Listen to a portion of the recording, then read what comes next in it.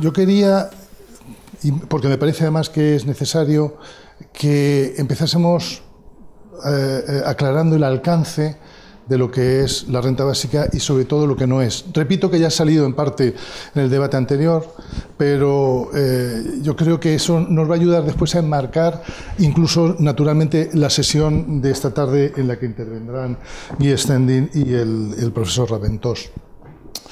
El círculo de renta básica de Podemos, el círculo estatal, elaboró a lo largo de un periodo prolongado de tiempo, elaboró una propuesta para que fuese asumida e incorporada por el propio partido, tanto en sus programas electorales como en su acción política en aquellas instituciones donde estuviese.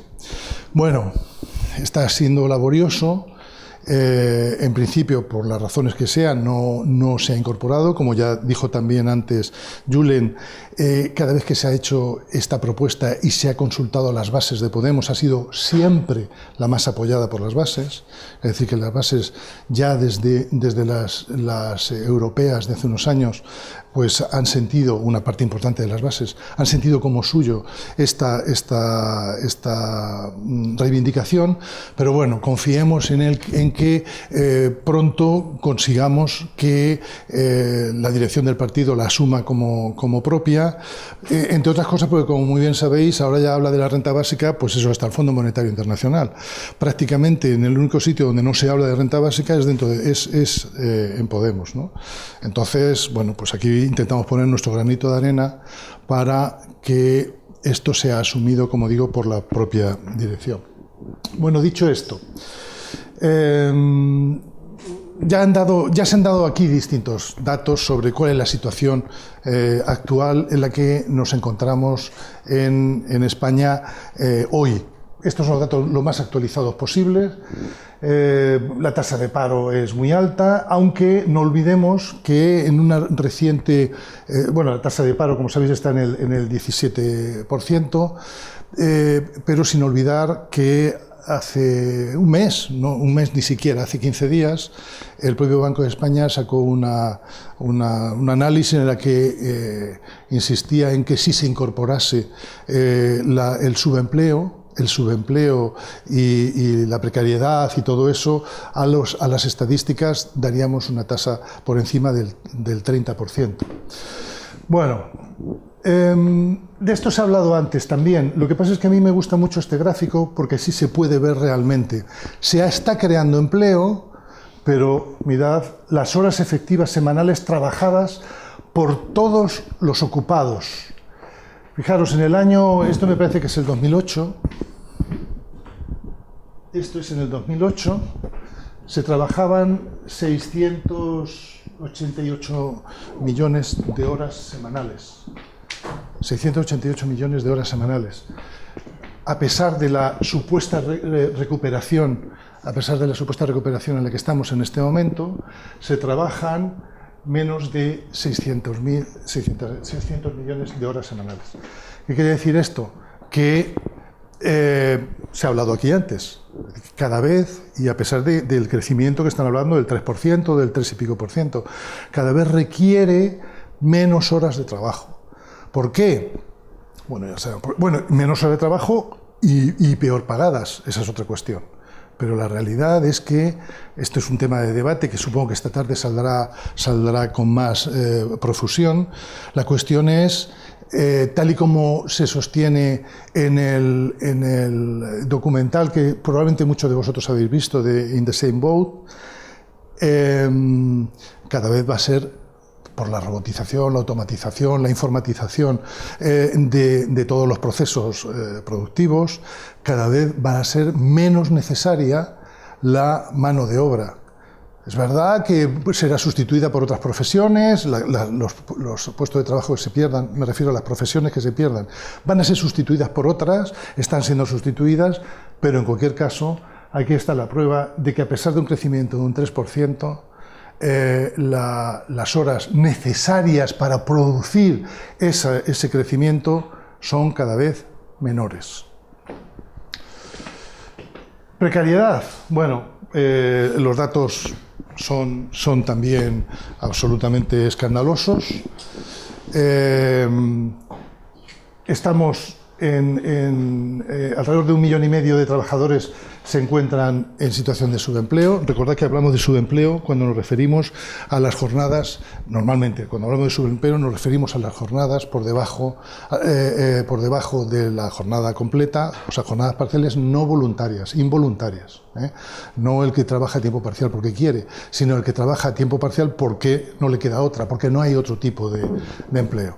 Bueno, el 54% de los parados son de larga situación, más de la mitad de las horas extras no se pagan. Bueno, en fin, esta es la situación que no es ninguna novedad para ninguno. Y después estamos hablando de la pobreza. Antes habló Julen también del índice AROPE, que aunque ha disminuido ligerísimamente en el 2015, como veis, en el 2014 estábamos en el 29,20, ¿no? Y el fenómeno que ha surgido, que no ha surgido, que no es nuevo, pero que sí con la virulencia, con la gravedad con la que está en este momento, el fenómeno de los trabajadores pobres, del que también habló antes Julen, ¿no? Ya no es suficiente con tener trabajo para dejar de ser pobre. Se puede tener trabajo y seguir siendo pobre. Ya lo ha demostrado con datos en el caso de Euskadi, mucho más en el caso de otras comunidades con un nivel de renta menor. Bueno, no sé, no quiero tampoco seguir mucho con esto porque todo lo estamos viviendo, lo estamos padeciendo y lo conocemos sobradamente. Y el tema de la desigualdad. El tema de la desigualdad, como también muy bien sabemos, España y Estados Unidos son los dos países en los que más ha crecido, prácticamente a nivel mundial, más ha crecido la desigualdad en los últimos 7 u 8 años. En España y en Estados Unidos. De Europa, en España es el país donde más ha crecido la desigualdad, donde las diferencias entre las rentas altas y las rentas bajas son mayores. Bueno, los 20 personas más ricas igual a los ingresos de los 10 millones más pobres en España. El número de hogares sin ningún tipo de ingreso está en alrededor de 700 y pico mil. El 10% de los hogares más desfavorecidos perdieron capacidad adquisitiva en los últimos años, sobre todo los años crudos de la crisis, frente al 10% que solo perdieron, al más rico que solo perdió el 1,5%. Bueno, nosotros desde el círculo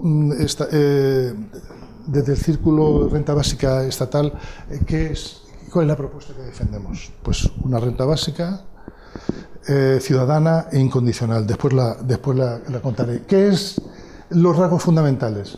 La cantidad de la renta básica debe ser igual o superior al umbral de pobreza, según que está más o menos en el 60%, situado estadísticamente en el 60% del ingreso medio.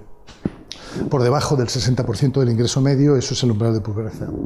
No estaría sujeta a la imposición del IRPF, sería una renta no sujeta. Sustituiría a todas las rentas, todas las prestaciones monetarias de importe inferior, seguro de desempleo, pensiones, becas, cualquier tipo de prestación, en principio. Todo requiere matices, pero en principio eliminaría todas las prestaciones monetarias por debajo de ese importe. En algunos casos, naturalmente, la renta básica sería complementada y supondría un coste suplementario que hablaremos después.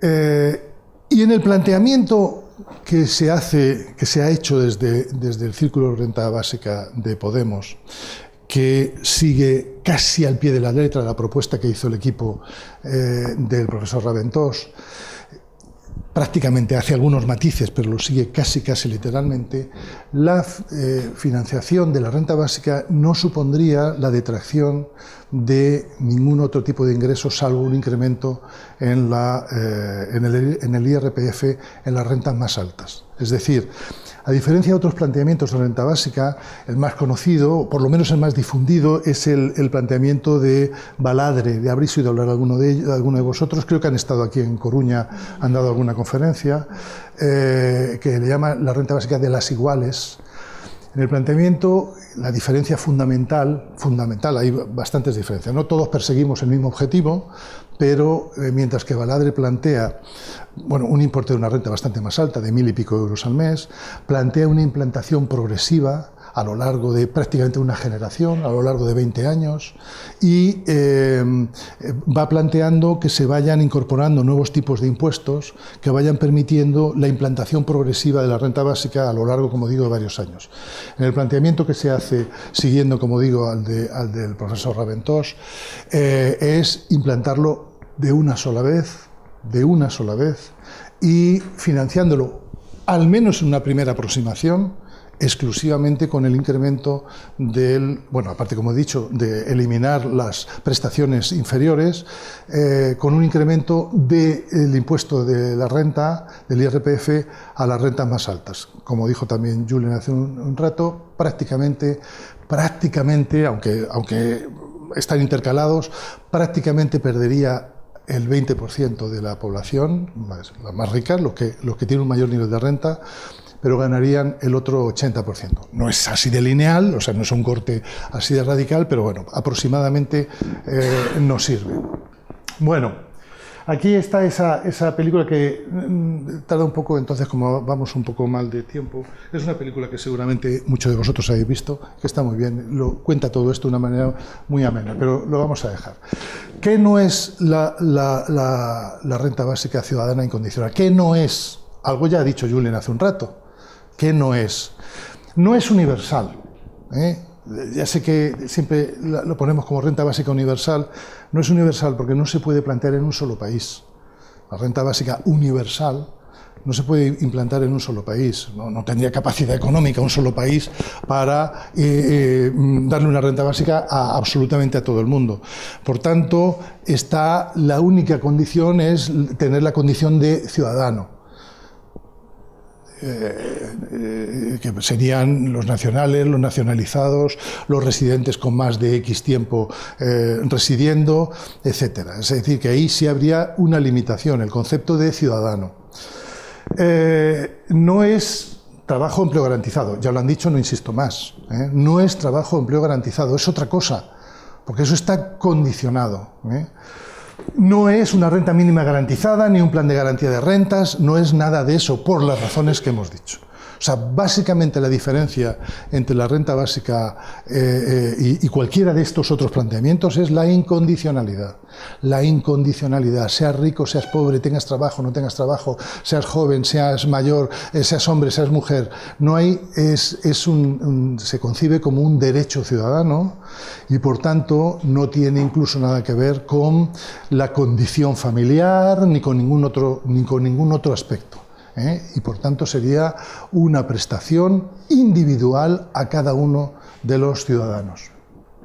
¿Qué importe? Bueno, en la primera aproximación que se hizo, esto está más o menos, habría que ajustarlo, habría que actualizarlo, sería aproximadamente 600, no llegaría a 650 euros al mes, mientras que los menores no emancipados tendrían un 30% de esa renta. Por lo tanto, si lo veis en términos de unidades de convivencia, en el que puede haber dos adultos y dos niños, o dos menores quiero decir, bueno, pues podéis calcular lo que significaría a nivel de unidad de convivencia el ingreso de la renta básica. Bueno, la única diferencia entre el planteamiento la única diferencia sustancial entre el planteamiento del equipo del profesor Raventós y el que se ha hecho desde el Círculo Renta Básica es que en el Círculo Renta Básica se plantea la posibilidad de, dentro de una misma legislatura, de hacerlo en dos fases, en dos golpes. No en un solo golpe, sino en dos golpes, en el cual, mientras se va adaptando la legislación fiscal y la recaudación y todo eso, pues en una primera tacada, en función de la unidad de convivencia, pues se irían reduciendo en función del número de integrantes de esa unidad de convivencia, se irían reduciendo ligeramente para el segundo, para el tercero y tal. no quiere decir esto que el primero, el cabeza de familia, tendría derecho al 100% y el cónyuge tendría derecho al 70 o al 80%. No, se sumaría ambos importes y se dividiría entre dos. Aquí no hay cabeza de familia, ni cónyuge, ni nada de eso. Bueno, ¿cómo se financiaría? Ya he dicho cómo se financiaría, básicamente eliminando prestaciones públicas monetarias inferiores a la renta básica y alguna otra cuestión, y incrementando el IRPF a las rentas más altas. Con relación a lo que se ha dicho hace un momento, de que ya hasta el Fondo Monetario Internacional habla de esto, yo quiero resaltar dos hechos. No ya solo que plantee que ha habido, o sea, que va a ser algo inevitable, no ya solo que reconozca que esto habría que financiarlo o se podría financiar incrementando el impuesto a la renta en cada país a las rentas más altas. Es que añade un reconocimiento de que desde el 81 hasta 2015 sugieren que se redujo el impuesto a los más ricos en estos porcentajes. Estas son las cosas que hay que ponerle a la gente delante de la cara. Que desde los 80 hasta ahora mismo, a nivel mundial, las élites han pagado cada vez menos impuestos y, por tanto, sostienen que hay margen para volverle a subir a las rentas más altas. No está hablando de España, está hablando en general, en todo Occidente, que hay margen para subirle a las rentas más altas el IRPF para que puedan financiar la renta básica. Insisto, habla de una media del 62% en 1981 a el 35% en 2015. Datos del monitor fiscal del Fondo Monetario Internacional de hace 4 días, ¿no? Porque en la prensa estaba todavía ayer, o sea que esto lo contaron hace apenas 4 o 5 días. Bueno, una aclaración también que a mí siempre me gusta hacer, el hecho de que aquí ¿quién paga impuestos? Aquí ¿quién es el que paga impuestos? Son los ricos los que pagan los impuestos, los pobres no pagan impuestos. Bueno, FEDEA no es sospechoso, es un instituto de estudios, una fundación de estudios que no es nada sospechoso de estar infiltrado por rojos, ni por podemitas, ni por gente de ese tipo, de esa calaña, sino es más bien una fundación vinculada al Banco de España y vinculada a las élites. Ya acaba de publicar, hace un par de meses, los datos de la carga fiscal por tramos de población del 2013, esto ya lo publicó el año pasado, acaba de publicar, repito, hace unos meses, los datos del 2014. Y mirad la sorpresa. Es verdad que las rentas más altas, pero estamos hablando del centil 100, o sea, el 1% más rico. El 1% más rico ha visto incrementada, según este estudio, en el 14 del 33,10% de su renta, se ha visto el 33,1% de su renta va destinada a pagar impuestos de todo tipo, IVA, IRPF, etcétera, etcétera. Ha subido al 37,37 según el estudio de esto, pero fijaros cuál es prácticamente el segundo grupo que soporta sobre su nivel de renta, soporta una mayor carga impositiva, que son el quintil, el 20% de menos ingresos. El 20% de menos ingresos soporta más que el siguiente 20, el siguiente 20, el siguiente 20 y el siguiente 10. Soporta una carga fiscal proporcional a su renta, naturalmente, superior.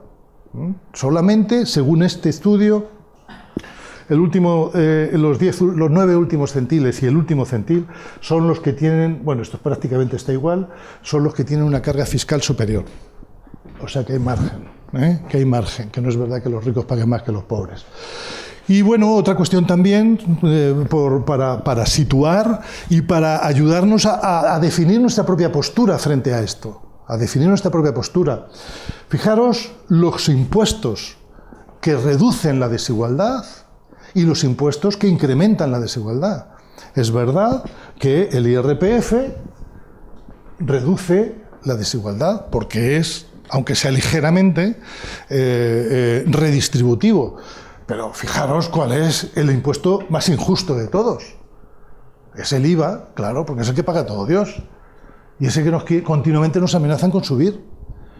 Con la disculpa de que así también lo pagan los extranjeros. Cuando vienen aquí hay que subir el IVA porque así todos los consumidores, aún los extranjeros que se aprovechan de nuestras infraestructuras, así les subimos el IVA para que ellos paguen también impuestos. Pero fijaros, son absolutamente regresivos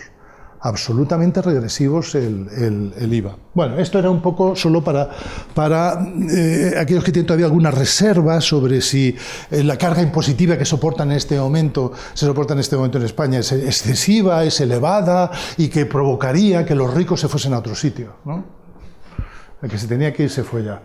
Bueno, ¿cuáles serían los efectos inmediatos de la implantación de la renta básica? Algunos ya se han dicho, sobre la pobreza, la eliminará o al menos la reducirá drásticamente. La reducirá drásticamente. Sobre el empleo, no voy a hablar del tema sobre el empleo porque precisamente es uno de los temas que supongo que más se van a hablar esta tarde. Por tanto, no voy a pisar nada. Lo del trabajo desvinculado del empleo, ya lo ha dicho Julen, tampoco voy a insistir en esto. Sobre la independencia económica de determinados colectivos. Y aquí aprovecho y retomo la pregunta que hizo antes Carmela. Efectivamente, el objetivo último de la renta básica no está estrechamente vinculado a resolver los problemas de la crisis. Esto es un problema diferente, o responde a una pregunta diferente, como dijo bien antes Julen. Es evidente que afectaría la implantación de una renta básica, afectaría profundamente a muchas mujeres. A pesar de que, como sabéis, hay colectivos feministas y tal que no lo ven con buenos ojos el tema de la renta básica, porque piensan que con una renta muchas mujeres volverían al trabajo doméstico. Volverían a su casa con el trabajo que costó, que asumiesen que había que salir de casa. Bueno, no voy a entrar en esa cuestión. Aquí hay feministas que pueden defender las posturas que le parezcan más convenientes. Y sobre el tema de los jóvenes, también se ha hablado sobre eso. En todos los experimentos que se han hecho, aunque sean limitados en el espacio y limitados en el tiempo, que se ha hecho en Namibia, lo que se hizo en Canadá hace unos años, en todos los experimentos, por limitados que sean sobre el tema de la renta básica, o elementos parecidos a la renta básica, como el de los indios navajos en Estados Unidos, ha habido en casi todos el mismo tipo de resultado. Se ha reducido drásticamente el abandono escolar. Se ha incrementado, por tanto, el nivel de escolarización. Se han reducido las enfermedades mentales. Se han reducido... Es que, por limitados que sean los experimentos que se han hecho, prácticamente todos dan el mismo tipo de conclusión. Entonces, a los jóvenes les afectaría enormemente. No tendrían que dejar los estudios para entrar en el mercado laboral. Sobre la inmigración, bueno, ya sabéis, el famoso efecto llamada. Que con una renta aquí, como habría muchos trabajos desagradables y antipáticos que la gente de aquí no querría hacer, los que están peor valorados socialmente y los que están peor pagados, pues entonces eso tendría un efecto llamada a la inmigración ilegal. Sabemos que el efecto llamada existe mientras exista las enormes desigualdades entre los distintos países. Con renta básica, sin renta básica, con ayudas, con empleo garantizado, con lo que sea, eso va a seguir existiendo. Mientras haya la desigualdad tremenda que hay entre determinados países, en guerra o no, en guerra física o en guerra económica, y en los países más desarrollados económicamente, con mayor nivel de vida, el efecto llamada va a seguir existiendo. O sea que da igual cómo le llamamos. Y sobre la economía, bueno, normalmente la implantación de la renta básica normalmente va a beneficiar a las rentas más bajas. Al afectar y al beneficiar a las rentas más bajas, la mayor parte de esa renta va a ir a consumo. Es raro que vaya a ir al ahorro, va a ir al consumo. Por tanto, tendría un efecto, sin ninguna duda, que revitalizaría, que reactivaría el consumo y reactivaría la economía, sobre todo pequeño comercio, hostelería, etcétera, etcétera. Y sobre el estado del bienestar, ahí está la trampa, que muy bien indicó Julen también antes. Muchos de los experimentos que se están haciendo se quieren hacer, y muchos de los defensores de la renta básica lo hacen. Hay que tener muchísimo cuidado, porque el neoliberalismo lo que pretende es que cese la presión social a favor de las prestaciones públicas, educación, sanidad, dependencia, etcétera, etcétera. Entonces, esta llamada de atención que hizo Julen hay que tenerla muy, muy, muy clara. Pretendemos una renta básica, pretendemos una prestación monetaria a todos los ciudadanos como un derecho básico, sin recorte en absoluto de lo que entendemos por el estado de bienestar, sea lo que sea que quiera decir eso, sea lo que que quiera decir eso del estado del bienestar. Bueno, ya está. ¿Algún dato que insista sobre esto? El índice de... Estos son datos del año 2015, me parece recordar. El índice de Gini recoge la desigualdad en los ingresos dentro de una población. Este índice de Gini es calculado ya después de impuestos, después de transferencias del sector público al privado. Después de todo eso, el índice de Gini que hay en España es está entre 0 y 1 o entre 0 y 100, como queráis. La Unión Europea tiene un índice de Gini de 0,31 más o menos, y en España estamos en 0,34 más o menos. Los países nórdicos como Noruega están en 0,23 o 0,24. Si se implantase aquí la renta básica, supondría un empujón hacia la reducción de la desigualdad y colocaría un índice de Gini de aproximadamente 0,25, un poco menos, en el caso de que se aplicase aquí. Bueno, y esta sí me parece que es la última. Aquí lo que os doy es argumentos para los escépticos. Argumentos para los escépticos. Es utópico, no se puede financiar. El profesor Raventós espero que sea capaz de demostrar que sí se puede. Generará millones de vagos, también se ha dicho hace un momento. Yo con mis impuestos no voy a financiar a los vagos. Insistir en que en los resultados de estas encuestas, sobre todo la que se hizo en Cataluña hace apenas 2 años, da unos resultados muy interesantes, ya los dijo antes Julen. Cuando me preguntan a mí, solamente el 4% se plantea dejar de trabajar si me diesen una renta básica, un 10 o un 12% plantea que pasaría a trabajar a tiempo parcial, un 85% plantea que no cambiaría nada, absolutamente nada, y esta encuesta que también se hizo a gente en paro y todo eso da resultados muy similares. La mayor parte de los parados seguirían buscando trabajo en las mismas condiciones. Sin embargo, cuando te preguntan ¿y tú qué piensas que harán los demás?, pues una gran parte de los encuestados contestan que sí, que los demás sí dejarían de trabajar. Bueno, esto es un indicador claro de también lo que pensamos de nosotros mismos y lo que pensamos de los demás. Los demás sí, porque ellos sí son unos vagos, los demás sí son unos vagos, sí dejarían de trabajar, pero yo no dejaría de trabajar. Bueno, hay que darle el valor que tiene. Generará inflación, estoy dando argumentos, incrementará la fuga de capitales y de las rentas más altas al implantar un IRPF confiscatorio, tendrá un efecto llamada a la inmigración ilegal y, sobre todo, desde una parte de la izquierda, es injusto que afecte a toda la población. ¿Cómo? ¿Amancio Ortega va a recibir también una renta básica? Claro que sí, que va a recibir una renta básica. Creo que no le va a compensar muy bien, porque creo que el incremento de impuestos sería ligeramente superior a lo que tenía que pagar por la renta básica. Pero sí, Amancio Ortega tendría también derecho a una renta básica si quisiera reclamarla. Yo siempre planteo lo mismo. ¿Amancio Ortega tiene derecho a acudir a un hospital público? Sí. ¿Va a acudir a un hospital público? Probablemente no. ¿Sus hijos o sus nietos o sus bisnietos tienen derecho a ir a una escuela pública? Sí, perfecto derecho a ir a una escuela pública. ¿Va a mandar a sus nietos o a sus bisnietos a una escuela pública? Pues probablemente no. Pues ya está. Pues tendría el mismo derecho a una renta básica. Lo que pasa es que después habría que compensarlo, evidentemente, con eso. Bueno, es el primer paso para desmantelar el estado del bienestar. Desincentivará el trabajo fuera de casa a las mujeres en especial. Bueno, yo creo que aquí me debe faltar alguna cosa, pero yo creo que ahí está todo el argumentario en contra.